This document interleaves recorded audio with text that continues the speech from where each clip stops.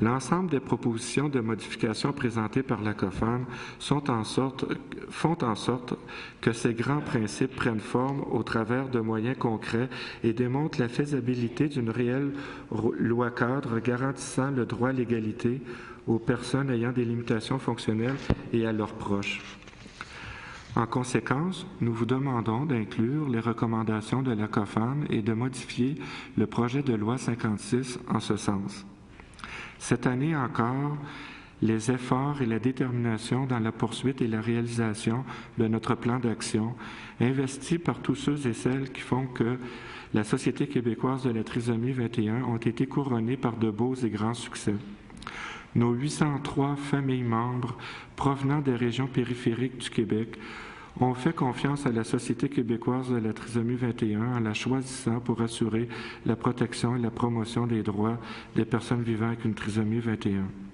Cela nous indique à quel point nos préoccupations sociales sont justifiées. Ces familles ayant un des leurs vivant avec une trisomie 21 nous communiquent l'inspiration nécessaire dans les projets novateurs que nous mettons de l'avant année après année.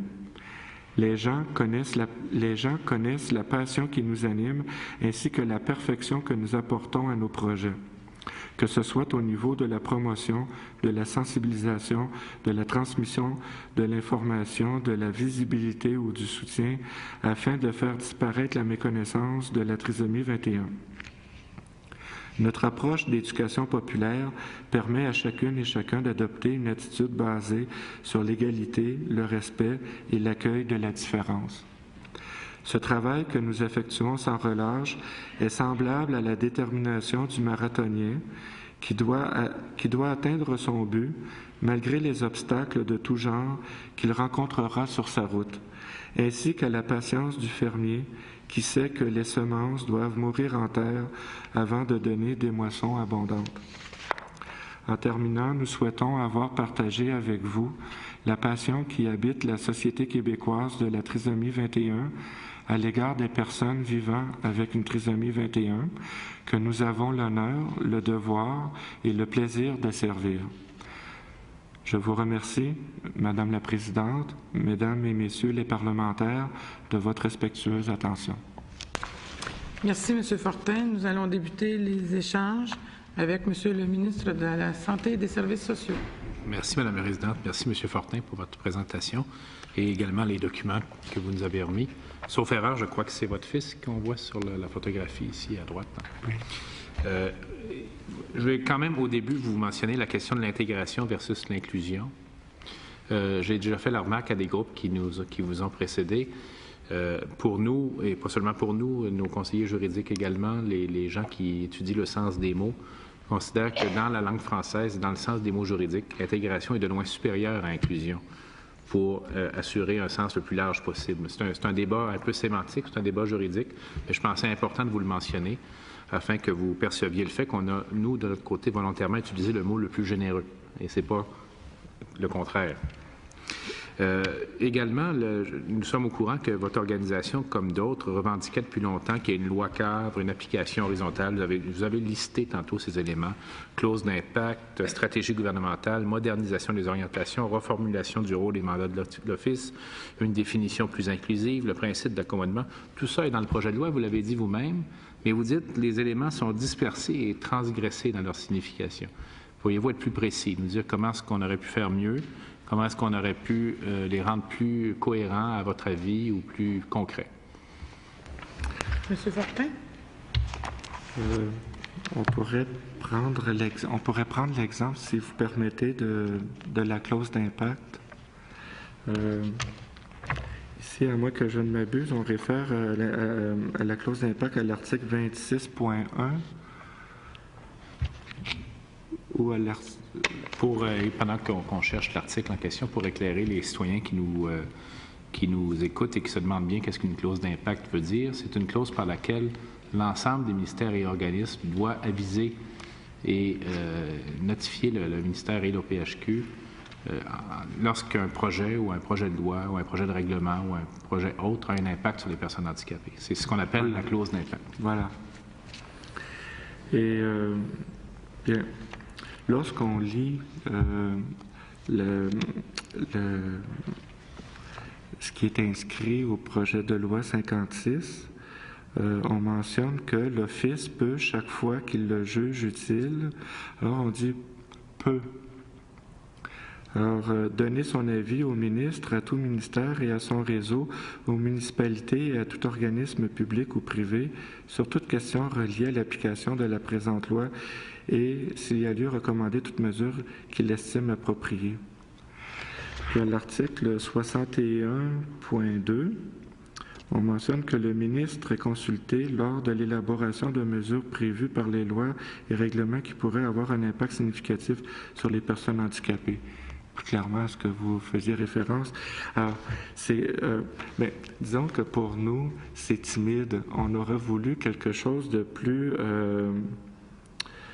on aurait préféré quelque chose de plus attendu, de plus contraignant, de plus... c'est parce que, phrasé de cette façon-là, nous, on a le sentiment que les gens vont peut-être étirer les choses en longueur. Hein? Puis ils vont pas méchamment, mais on ne sent pas qu'il y aura une différence dans le quotidien des jours par rapport à cette version-là.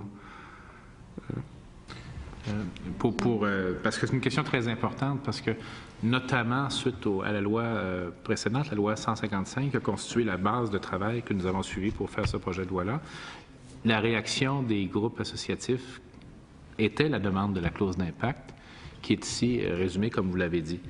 Maintenant, je voudrais également vous faire remarquer que c'est un niveau supérieur à ce qui existe pour d'autres groupes de la société. Il ne s'agit pas de faire des concours entre les différents groupes de la société puis définir lesquels ont besoin de plus ou moins d'attention. Mais je prends comme exemple le fait que lorsqu'on soumet un mémoire au Conseil du ministre pour suggérer un projet de loi ou un règlement, il est obligatoire d'indiquer là-dedans quel est l'impact sur les jeunes ou sur la métropole. Je vous donne des exemples comme ça. Mais pour s'en libérer, il suffit d'écrire une ligne, dire que ce projet n'a pas d'impact sur les jeunes et la métropole. Vous comprenez? C'est ça. Alors que pour les personnes handicapées, ça va plus loin que ça. Ça indique l'obligation des ministères et organismes de consulter le ministre responsable de la loi si le projet a un impact sur les personnes handicapées. C'est un niveau d'obligation qui est plus élevé que pour d'autres groupes de la société.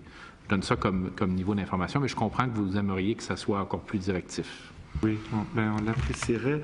Puis, parlant d'impact, si vous permettez, Mme la Présidente, parlant d'impact sur les personnes qui ont une limitation fonctionnelle, il y a quelque chose sur lequel on aimerait porter votre attention, c'est que dans l'actualité, dans les médias, on revient souvent avec le même sujet. Je vais préciser, c'est que par exemple, en 1988, il y a eu ce document qui est sorti du ministère de la Justice, du Comité de la protection de la jeunesse. Et ce document s'intitule « Recueil de textes sur l'euthanasie d'enfants ayant un syndrome de Down ».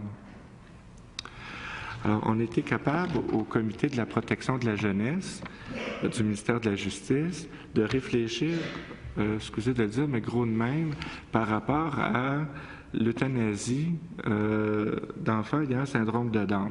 C'est en 1988.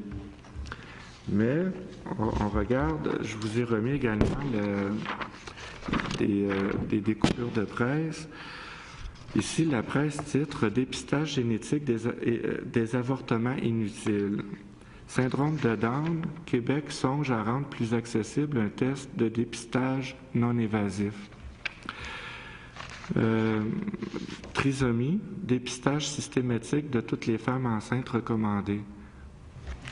Et ça, le dépistage systématique des femmes enceintes recommandé, ça vient de l'Agence d'évaluation des technologies et des modes d'intervention en santé.